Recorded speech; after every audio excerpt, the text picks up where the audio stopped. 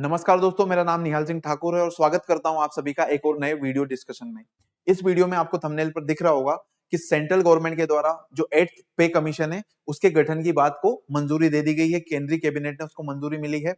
अब इससे केंद्रीय कर्मचारियों को कितना फायदा होगा, यहाँ पर आप देख सकते हैं लगभग 186% सैलरी हाइक इनकी हो सकती है। तो क्या एक्चुअली में ऐसा होगा क्या, इसके अंदर क्या क्या डिटेल्स हैं, सारी बातों को यहाँ पर हम डिस्कस करेंगे। हाँ, खास बात यह है कि ये सिर्फ सेंट्रल कर्मचारी यानी कि जो केंद्रीय कर्मचारी हैं उन्हीं के ऊपर लागू होगा। अगर ऐसा होता है तो आगे हम इसके बारे में डिस्कस करेंगे। चलिए, कॉन्टेक्स्ट क्या है मैंने ऑलरेडी आपको बता दिया है। एक सेकंड, कॉन्टेक्स्ट मैंने ऑलरेडी आपसे डिस्कस कर लिया है। इसमें क्या हुआ, जो सेंट्रल गवर्नमेंट है उन्होंने ये कमेटी को अप्रूवल दे दिया, एक तरीके से बोला है कि हमें कमेटी बनाएंगे जो चेक करेगी कि हमारे देश में 8वां जो पे कमीशन है उसको किस तरीके से लागू किया जाए। तो उसका अप्रूवल मिला। अभी जो कमेटी है कौन कौन उसमें शामिल होंगे ये कभी भी डिसाइड नहीं हुआ है अभी तक, और साथ में वो कब से काम करना शुरू करेगी ये भी डिसाइड नहीं। अभी बस ये फैसला लिया गया है कि हम क्या करेंगे, जल्दी से एक कमेटी बनाएंगे जिसका काम होगा कि हमारे देश में 8th कमीशन कैसे हम लागू करें, 8th पे कमीशन, उसके बारे में ये जानकारी निकालेंगे। जिसमें जो सेंट्रल गवर्नमेंट है उनके एम्प्लॉइज हैं, उनकी सैलरी, उनकी पेंशन वगैरह है, उसके बारे में सारे जो चीजें हैं उनको देखना इनका काम होगा। तो चलिए आगे देखते हैं क्या क्या इसके अंदर डिटेल्स है। एक सेकेंड, हाँ चलिए, ये आप देखिए यहाँ पर। हाँ, तो यहाँ पर आप देखिए जो 7th पे कमीशन था, जो पिछला अभी जो चल रहा है, करंटली चल रहा है, वो कंक्लूड होने वाला, वो खत्म होने वाला है 2025 में। 2025 के एंड में वो खत्म हो जाएगा। तो ऐसा माना जा रहा है कि सरकार ने ये खत्म ना हो उसके पहले ही हम एक पे कमीशन बिठा दें और वो सारी चीजों को क्या कर लें, उस पर रिसर्च कर लें और आगे अपना काम को शुरू कर दें। तो द 7th पे commission recommendation which were implement by the Narendra Modi government in January 26 would conclude on December 31, 25। तो आप देखें, जनवरी 2016 से लेकर दिसंबर 2025 तक की इसकी लाइफ है, यानी कि लगभग 10 साल की इसकी लाइफ होती है। तो हमारे देश में ये 7th पे कमीशन है वो कंप्लीट हो जाएगा। नॉर्मली इनकी जो लाइफ होती है वो 10 साल की होती है, लेकिन पुराने जो पे कमीशन थे उनके बीच में थोड़ा सा डिफरेंस भी था, वो हम आगे देखेंगे। According to the timeline provided, the 8th pay commission will come into force on January 1, 26। तो अभी भी कोई भी बातें फिक्स नहीं है, लेकिन जो जो डेटा या फिर जो भी खबरें निकल कर आ रही हैं अंदर से, उनके अनुसार ऐसा हो सकता है कि 1 जनवरी 2026 से जो 8th पे कमीशन है वो लागू हो जाएगा और जो सेंट्रल एम्प्लॉइज है, सेंट्रल गवर्नमेंट के जो एम्प्लॉइज है, उनको इसका बहुत ज्यादा लाभ होगा और उनकी सैलरी लगभग 183% तक भी बढ़ सकती है। इसके अलावा जो पहले भी पास्ट में कई सारे कमीशन बने हुए हैं, इसके अलावा उनमें क्या होता, जो सैलरीज वगैरह बहुत ज्यादा बढ़ गई थी, और इसमें भी ऐसा ही है कि आपकी जो सैलरी, आपके जो अलाउंसेस हैं उनमें बहुत बड़ा इजाफा देखने को मिल सकता है। जैसे डीए और डीआर वगैरह आपके बढ़ सकते हैं जो भी सेंट्रल गवर्नमेंट के एम्प्लॉइज हैं। इससे क्या होगा, लगभग 1 करोड़ जो सेंट्रल गवर्नमेंट के एम्प्लॉइज हैं उनको बहुत ज्यादा इसका लाभ मिलेगा और जो पेंशन भोगी है, जो पेंशनर्स है, उनको भी बहुत ज्यादा इससे फायदा होगा। इसके अलावा इसको एंटिसिपेट किया जा रहा था कि जल्दी कभी भी इसका गठन किया जा सकता है और सरकार ने वैसे ही किया। जो 7th पे कमीशन है उसकी डेडलाइन एंड ना हो उसके पहले ही इसको क्या कर दिया, गठित कर दिया। अब इसको लेकर कई सारी डिमांड्स भी थी, उनको सबको फुलफिल करना तो मुश्किल है। जैसे इनका मानना था कि जो फिटमेंट रेशियो है उसको और ज्यादा बढ़ाना चाहिए, 3.5% के आसपास करना चाहिए, लेकिन सरकार उतना तो नहीं करेगी, लेकिन थोड़ा सा जो पुराना रेशियो था उससे बढ़ा कर देगी। अब ये फिटमेंट क्या है इसके बारे में मैं आपको आगे बताऊंगा इस वीडियो में। इसके अलावा उनको इन्फ्लेशन को लेकर उनके कई सारे क्वेश्चन थे कि इन्फ्लेशन को ठीक से एडजस्ट नहीं किया जाता, उसका कुछ मैकेनिज्म होना चाहिए। जो डियरनेस अलाउंसेस मिलते हैं उनमें भी और ज्यादा बढ़ोतरी होनी चाहिए हमको। रेंट अलाउंसेस जो होते हैं उनमें कई सारी उनकी डिमांड थी, लेकिन सबको मानना थोड़ा सा हमारी भी लिमिटेशन है। अभी हमारे देश के ऊपर कई सारी जिम्मेदारी है, क्योंकि इतने सारे एम्प्लॉइज की जब सैलरी बढ़ेगी तो सरकार के एक्सचेकर के ऊपर बहुत ज्यादा बोझ बढ़ेगा, एक तरीके से उनके ऊपर ज्यादा प्रेशर आएगा और हमारे खजाने में ज्यादा पैसा बाहर जाएगा, कर्मचारियों की जेब में जाएगा। वैसे हमारे देश की इकोनॉमी के लिए काफी अच्छा होगा, क्योंकि जो कंजम्पशन है, जब किसी के हाथ में पैसा जाता है तो वो क्या करता है, चीजों को कंज्यूम करता है और ज्यादा चीजें खरीदता है। अब जब देश के अंदर कंजम्पशन बढ़ेगा तो क्या होगा, हमारे देश के अंदर इकोनॉमिक एक्टिविटीज बढ़ेगी और फाइनली हमारे देश के जो जीडीपी उसके नंबर्स में इजाफा होगा।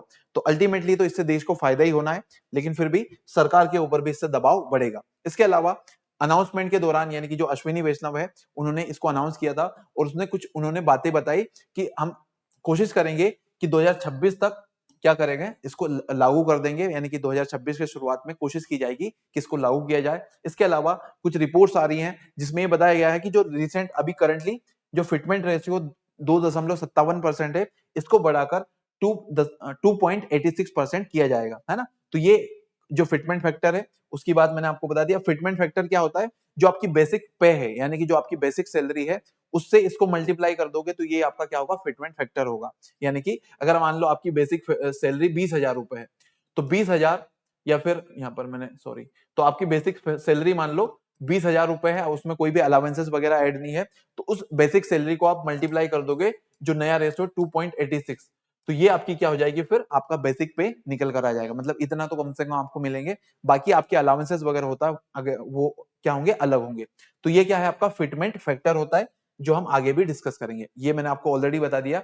तो फॉर इंस्टेंस अगर आपका फिटमेंट फैक्टर 2.86% होगा, तो जो करंट मिनिमम से बेसिक सैलरी है वो 18% है, वो बढ़कर आपकी 51,51,480 के आसपास हो जाएगी। तो लगभग बहुत बड़ा नंबर, बहुत बड़ा जंप आ जाएगा इसमें, ये यहाँ पर बताया गया है। इसके अलावा the fitment factor plays a critical role in determining the revised basic salary and pension of the government employees and retirees. तो जो लोग गवर्नमेंट के अंदर काम कर रहे हैं या फिर जो रिटायर हो चुके हैं, जिनको पेंशन मिल रही है, उनके लिए भी ये काफी फायदेमंद सिद्ध होगा अगर फिटमेंट रेशियो या फिर फिटमेंट फैक्टर उसको 2.86 कर दिया जाता, तो इनके नंबर्स में काफी बढ़ोतरी हो जाएगी और इनसे काफी फायदा मिलेगा। अब जो 6th और 7th पे कमीशन है, उनके बारे में थोड़ा सा हम कंपैरिजन कर लेते हैं। तो सबसे पहले आप देखो, नॉर्मली हमारे देश में जो पे कमीशन होते हैं वो 10 साल के इंटरवल्स पर बनते हैं, to examine and suggest altercations to the salary structures, allowances and perks of the central government। तो सेंट्रल गवर्नमेंट के जो भी इंप्लॉइज हैं, उनकी सैलरी कैसी हो, उनको कितना अलावेंसेस मिलना चाहिए, क्या क्या उनको पर्क्स एक्स्ट्रा मिलने चाहिए, उन सभी पर चर्चा करने के लिए सरकार पे कमीशन को गठित करती है। अभी तक 7 हो चुके हैं और 8वां प्रोसेस में है। जल्दी इसके बारे में कमेटी बनाई जाएगी। जो कमीशन होते हैं वो कई सारे एस्पेक्ट्स को कंसिडर करते हैं, मैंने ऑलरेडी आपको बताया, खास करके जो महंगाई होती है, इन्फ्लेशन, और इसके अलावा हमारे देश के इकोनॉमिक सर्कमस्टांसेस कैसे हैं, उनको यहाँ पर खास तौर पर कंसिडर किया जाता है। उसी को ध्यान में रखते हुए ये सारी अपनी रिकमेंडेशंस देते हैं। अभी जो 7th पे कमीशन जो चल रहा है वो कब लागू हुआ था, तो आप याद रखिएगा ये डेट 19 नवंबर 2015 से इन्होंने अपनी रिपोर्ट सबमिट करी थी, और बाद में मोदी जी सरकार में आने के बाद 1 जनवरी 2016 को इसको इफेक्टिव बना दिया गया था। लेकिन इसका गठन हुआ था 2014 में। उस समय हमारे देश के जो प्रधानमंत्री थे वो कौन थे, डॉक्टर मनमोहन सिंह। तो जो 7th पे कमीशन बना कब था, तो 2014 में बना था। उसने रिकमेंडेशन दी अपनी जनवरी 2015 में, और लगभग 1 साल के बाद 2016 में मोदी सरकार के द्वारा उसको इफेक्टिव या फिर लागू कर दिया गया था। सेम इसके साथ भी होगा।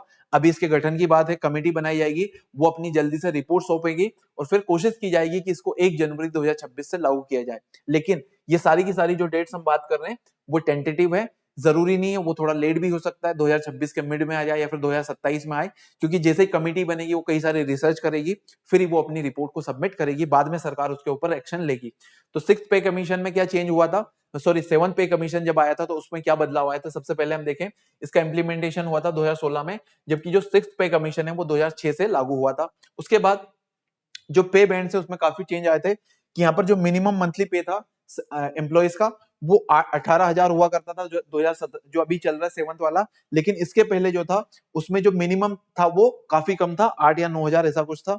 मैंने नंबर यहाँ पर कहीं ना कहीं लिख रखा हुआ है, यहाँ पर देखो, मिनिमम जो पे है वो 7,000 था 6th पे कमीशन का, जबकि जो 7 था उसका कितना था, 18,000। उसके अलावा जो मैक्सिमम पे था वो था 2.5 लाख। कैबिनेट सेक्रेटरी हमारे देश का जो हाईएस्ट गवर्नमेंट ऑफिशियल होता है, उनकी जो सैलरी है वो 2.5 लाख थी 7th पे कमीशन के अनुसार, जबकि जो 6th पे कमीशन था उसके अनुसार वो 80,000 पर मंथ के हिसाब से उनको सैलरी मिलती थी। इसके अलावा और भी कई सारे अलाउंसेस और पर्क्स उनको मिलते हैं, वो अलग है।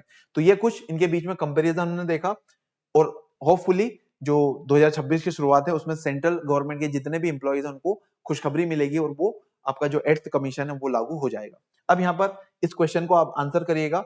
अगर आप हमारे वीडियोस को ध्यान से देखते हैं तो इस क्वेश्चन को आंसर करने में आपको कोई भी मुश्किल नहीं होगी। यहाँ पर आप देखो, L&T launched which multipurpose vehicle vessel for the Indian navy. तो इंडियन नेवी के द्वारा इंडियन नेवी के लिए L&T के द्वारा एक मल्टीपर्पज वेसल लॉन्च किया गया है। उसका नाम क्या है, INS उत्कर्ष, INS त्रिशूल, INS वक्षीर या फिर INS सूरत। कमेंट में आप इसका आंसर करिएगा। और साथ में एक बहुत अच्छा वीडियो मैंने डिफेंस एस्पिरेंट्स के लिए बनाया है, जिसमें जो प्रोजेक्ट 75, प्रोजेक्ट 17 और प्रोजेक्ट 15 उनके बारे में डिटेल से डिस्कस किया है, और साथ में INS बख्शीर, INS सूरत और एक और हमने इंडियन नेवल शिप आपका डिस्कस किया है। तो आप उसको डिटेल से देखना, और कई सारी आपके एग्जाम्स में वहां से क्वेश्चंस पूछे जा सकते हैं। तो इस वीडियो में इतना ही, मिलेंगे आपसे नेक्स्ट डिस्कशन में, जहां पर किसी और इंटरेस्टिंग टॉपिक के साथ फिर से आपसे मुलाकात होगी। तब तक अपना ध्यान रखिए। जय हिंद, जय Bharat. See you in the next video.